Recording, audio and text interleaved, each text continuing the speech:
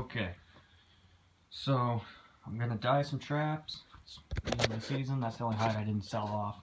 It's the end of land season, and beginning my trap line tutorial series. I might as well, since I'm putting stuff up in my business. I will go over philosophy at one point.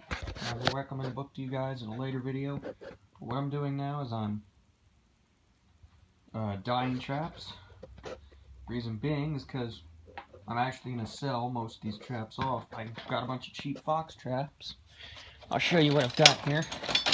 These are Duke quarter offsets. Filming with an iPhone, so it's gonna look. I'll fix that later. But Duke 1 3/4 offset. I 4-coiled them and put better chains on them.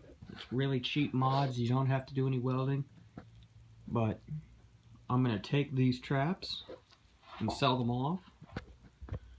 And yeah, that's a really decent way to make a little cash.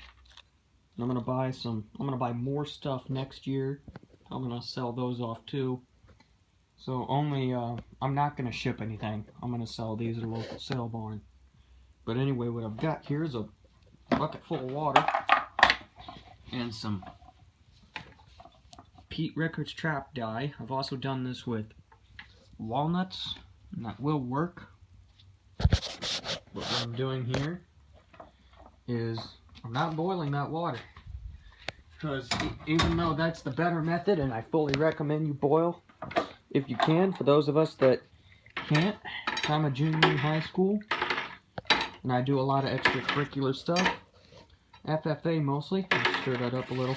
I don't have time as much to put into traps, so this is a much simpler method, and I don't have a ton of money to put into this either. That's why you'll see those are all coon feeders. I didn't use them this year because the market's so bad low, but we've bottomed out and it ought to recover but a little bit. You just put that trap into the water, let it soak there for about 24 hours, or 2 days if need be, and just let it sit. And that's, it will work. I wouldn't be showing you guys this if it didn't work. I've perfected this over a couple years, but it's just as simple as time and watery dye.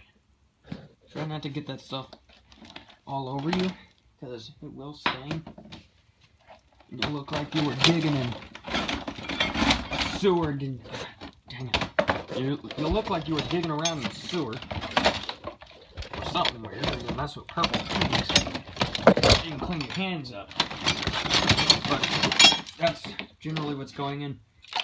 So you see, just putting them in there. I will do more tutorials as the year goes on. Yeah, I'll do some stuff on chickens as well, because I'm getting a lot of people around my area asking about that. So I have people wondering. Yeah, I'll show you a bunch of stuff, but right now that's that. I'll show you how they look like. Alright, well, here's how your trap should look when you're done the dyeing process. And here, looks better here.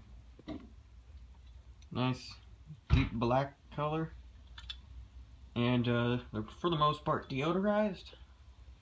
And these traps are ready for sale. What you want also, that I didn't mention earlier, you want to get some good rust on your traps for them to take the dye. And those I took out yesterday. There's 3 more in here. There, 1, 2, 6, 4 more in here that I didn't, because they were up towards the top. They didn't get near as much, so I didn't use quite enough water. And you see, that's a new trap. It's not near as rusty, but the same deodorizing is occurring, so that's not a problem. There's 1 or 2 in there that's pretty rusty. I'll show you how it should look. If only I can get it up. I'm trying not to get this stuff all over my clothes. That's why I'm using this stake. Hold on, it's hard to do that with one hand. I'll do it here in a little bit.